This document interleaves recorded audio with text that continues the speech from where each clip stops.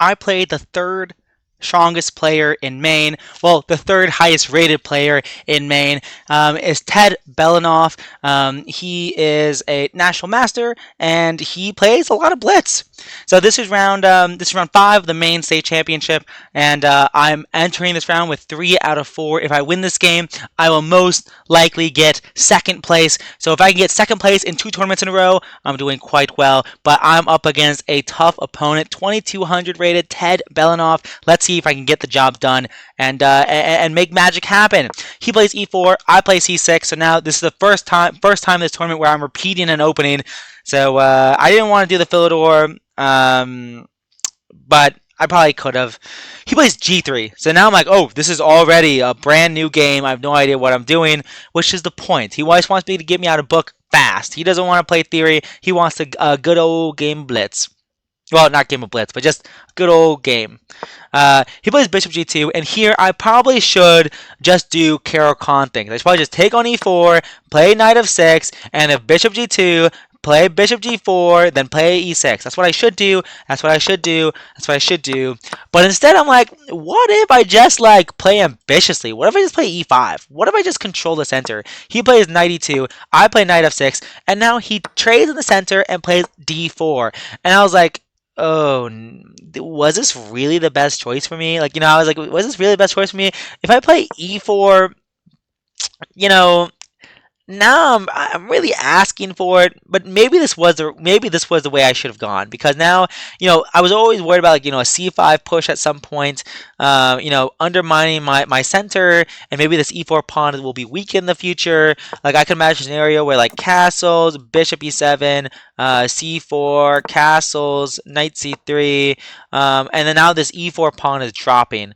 But honestly, I don't think it's something that I need to really worry about. If I take on C4 and he takes on E4 and I take on E4 and he takes on E4 and I play Knight C6, this position is not that bad for me. I don't think this is bad for me at all. And maybe I should have played E4 here and not be afraid, of the consequences. However, I take on D4 and now I have an isolated queen's pawn. This is an IQP position here. So he castles. Well, I play Knight C6, then he castles, and now I play Bishop E7 here, getting ready to castle myself. Maybe I should have started with Bishop C5 and then castle quicker, but in this case I did not. I just play Knight C6 and then play Bishop E7. And now I play C4, so he's playing in a very challenging ways. So now he's putting pressure on my pawn, and really I was sort of expecting him to play more positionally, more slowly, with C3, Bishop E3, Knight D2, Knight B3, and this is an IQP. He's gonna be, this is a long-term target. That's what I thought he was going for. But that was not the case at all. He was like, I'm going to, strike at you. I'm going to strike at you when I already got you in a jab early on. Jab, jab, jab, hook shot, uppercut, boxing terms. That was the idea. Anyways, so he plays C4, striking D5. Of course, I cannot take because, he just takes on C6, and that's L10 of the order. That's a fork. And so I just castle, and now I play Knight C3, putting maximum pressure on this D5 pawn. And now, honestly, I think I should just take on C4. The reason why I didn't do this was because, okay, well, I don't like knight takes, pawn takes, bishop takes, rook b1, and I just don't like, this bishop can go to f4. But the thing that, if this bishop, however, if this bishop does ever go to f4, the pawn on b2 is hanging. So I actually don't know why I didn't go for this. I think I really should have gone for this, because now if he defends, let's say after rook b1, if he defends the pawn on b2 with queen c2, well, I can play bishop b2, and now I'm going to be trading off my light squared my light squared bishop. So after the trades, now the bishop f4 doesn't do anything at all, and I can play rook d7, and now hey, I'm going to double up on the D file. Well, actually, maybe not doubling up, because now rook d1, maybe rook d3 here. Actually, now that I think about it, yeah, maybe yeah. This is probably fine. So I should have gone for this. Instead, I get too hasty. I get too hasty. I take on d4. I take on c4, and now we reached a symmetrical pawn structure. I have a and b. He has a and b. I have hgf. He has hgf. So we have a very symmetrical pawn structure. And I was like, I can't be that much worse here. He has more activity, and it's symmetrical. However, it is symmetrical. I hate symmetrical pawn positions where I have less activity. Like this is just my worst nightmare. I wake up in cold sweats with this. Dreading this type of stuff. So I really shouldn't have gone for this. I don't like positions like this. I I just don't like it. I just don't like it. And objectively speaking, I don't think this is good. I think black is already significantly worse and should lose this game right now. So I play queen b6. So rook d1 is coming.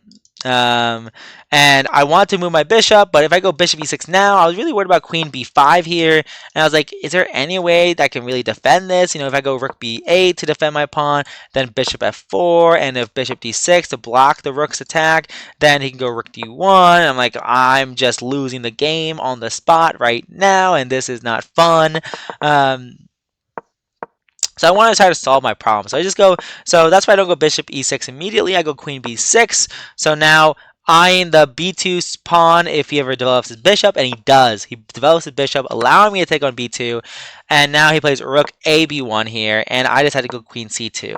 And so now, he's saying, I'm going to temporarily give up a pawn, but look at these bishops. This is a bishop's board. The bishop pair, as much as I love knights, these bishops are better than any knights. I mean, this is not a knight's board. This is a bishop's board, and those two bishops are the bishops from HE double hockey stick. They are very strong bishops, and I originally I wanted to go queen a3, but I couldn't justify, because now knight b5, and after queen a5, the knight c7, rook b8, and now bishop f4, setting up a discovered attack. And I was like, this just doesn't look good. This just doesn't look good. Like I just don't like. What am I doing with my life? What am I doing with my life? This just looks bad. So that's why after rook AB1, I went rook c2, but now he develops another rook with tempo, and then I go queen f5, and then he plays rook b5, and I was like, oh my gosh, everything is happening all at once. And so I just go queen e6. I think here for like 20 minutes. I move 16. I think here for 8 minutes. Sorry, not 20 minutes. 8 minutes here on queen e6.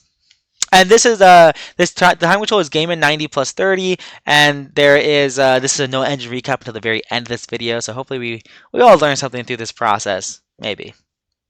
So I play queen e6, and he instantly trades it and takes the pawn on b7, because now he's going to win the pawn on a7. That's his idea. And I tried to come up with something a little bit more tricky here. I play a6. So now if you take my bishop, I take your rook, attacking your bishop. And if you go back, then I play b4. And after you move your knight somewhere, then the pawn on a2 is hanging. So that's my idea. That's my little tricky trick. But he just moves his rook to b6. And then I play rook b8. And then he plays bishop f4 here, attacking my rook on b8, and then I just play bishop c5 here. So if he takes my rook, I take his rook, and now his bishop is hanging. And so if you go bishop d6, then I can go rook d8 here, attacking your bishop. And you do not have enough time to take my pawn, so I thought that was pretty good. But then he goes rook bb1, so he can't go to b5 or b4 or b3 or b2, because b2 would run into bishop a3 here. That's a skewer. And so he goes rook all the way back to b1. And originally, I thought that I had this move bishop f5. I thought I had this move because if he takes my rook, I take his rook, and then if I take his bishop. If he takes my bishop, I take his bishop, and now his bishop is pinned.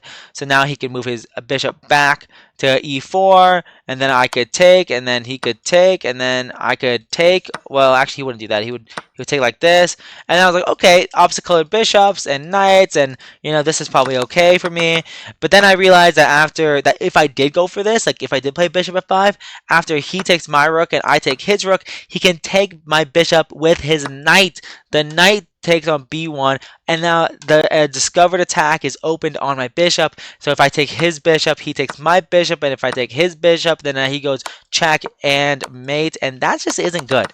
This just is not good at all because of the back rank mate threats. So that was my original idea, but I realized I couldn't do it. So then I just go rook to d8 here, getting out of the line of the bishop, so he takes my pawn. So now he's up a pawn, and he's on his way to winning the game and getting second place at this tournament. But I want to get second place at this tournament, so I got to start doing stuff here. And I think for a while, and one of the ideas I had was knight g4 here, asking, hey, how are you going to defend, your pawn? Like, how are you going to defend your pawn on f2?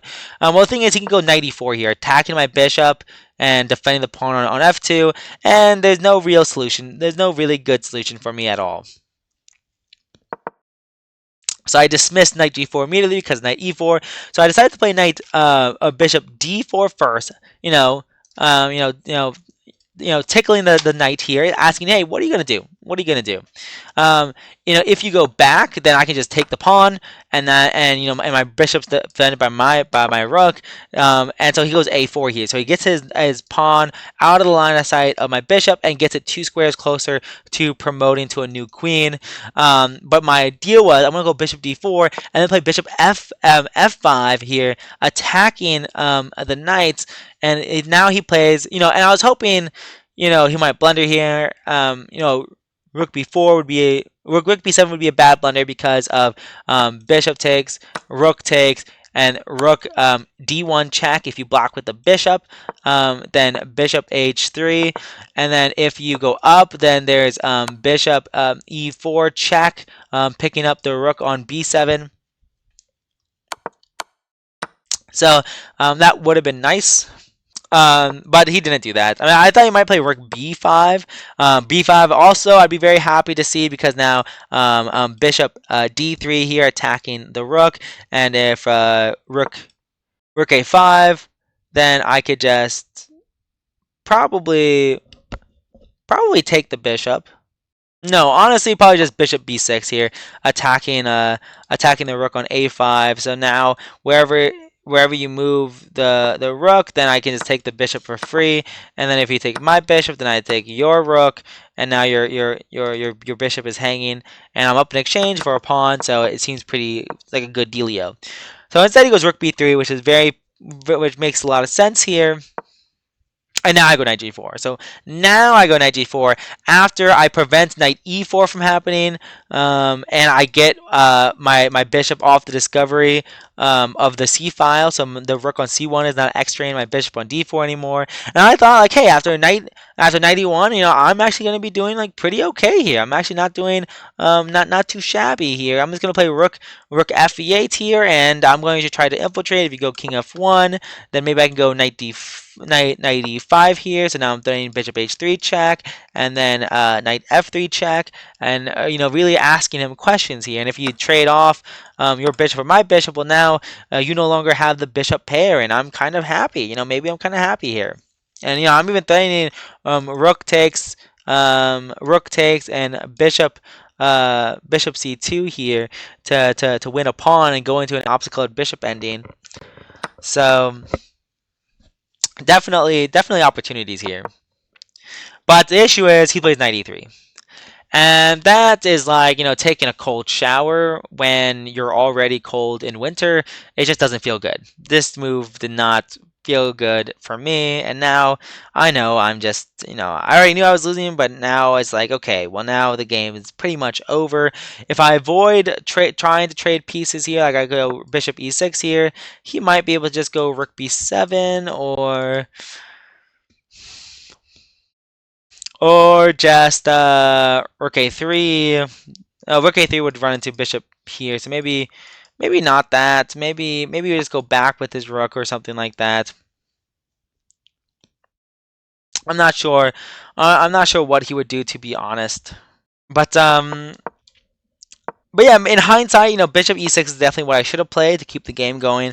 But instead, I thought, what, maybe if I just, trade the knight and trade the bishops and trade the rooks and I'm going to play rook d2, maybe this is my best chance to draw this game. Like I have all the activity, cutting off his king from the second rank, and even though he pushes his pawn, I can go rook a2, keep an eye on the pawn, and my bishop on f5 guards against back rank checkmate for now. So now if you go like, rook c5, I can go g6 here and no back rank mate. I'm doing just fine in this position. Nothing to complain about. Maybe my bishop can go to e4 or h3 here and wreak some havoc. That would be awesome. But after rook a2, he plays this really nice move, bishop d3 here, asking questions like, hey, if you take, you're going to be back rank checkmated, so hallelujah, not good for you.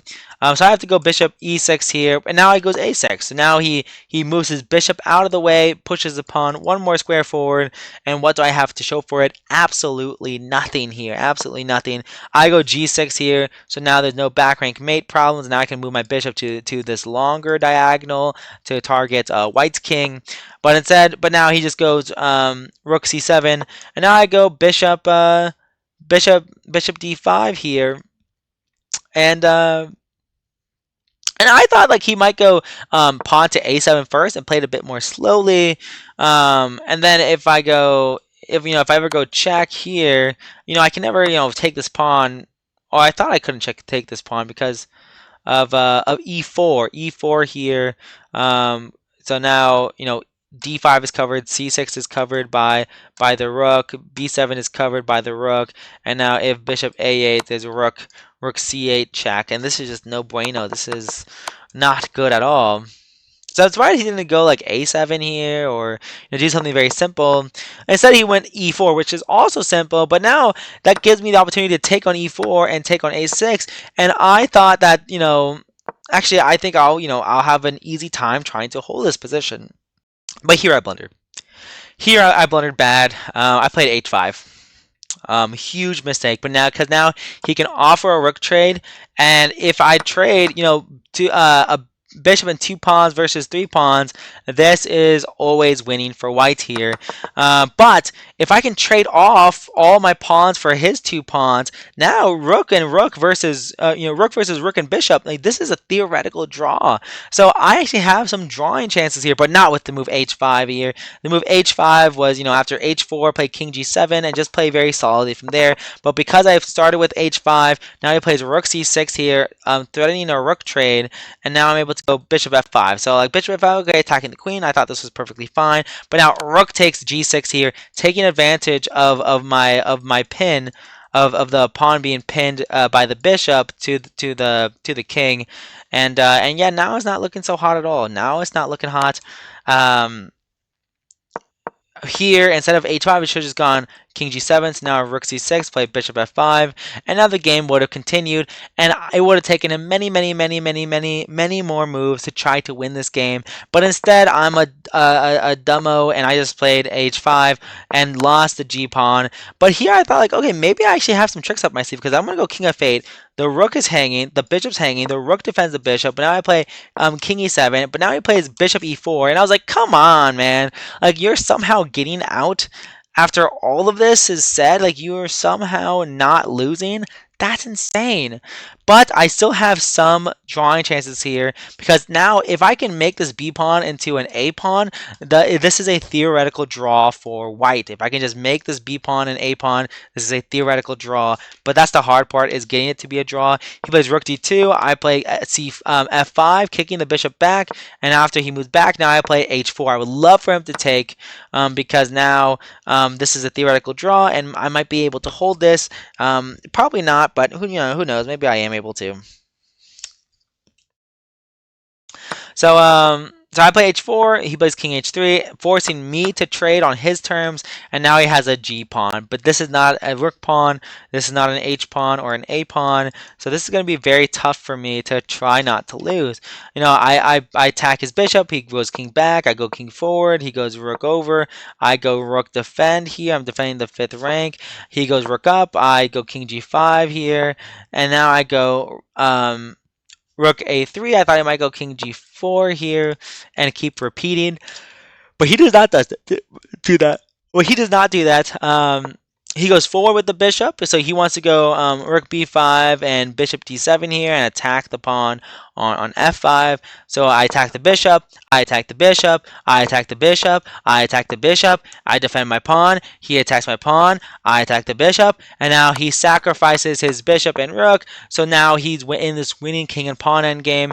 He gets opposition again, and I just resign because it's not worth it to play an endgame that I know is very much losing.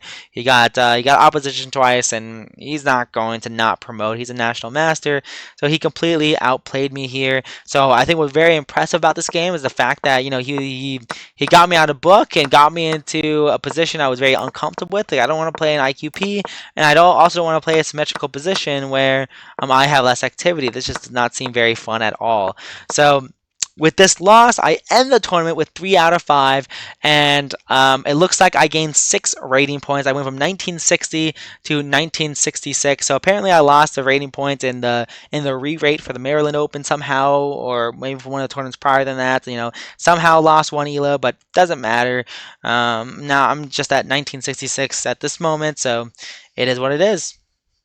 So with that being said, I'm gonna go hit the game review, and I will see you guys in the next one. Peace.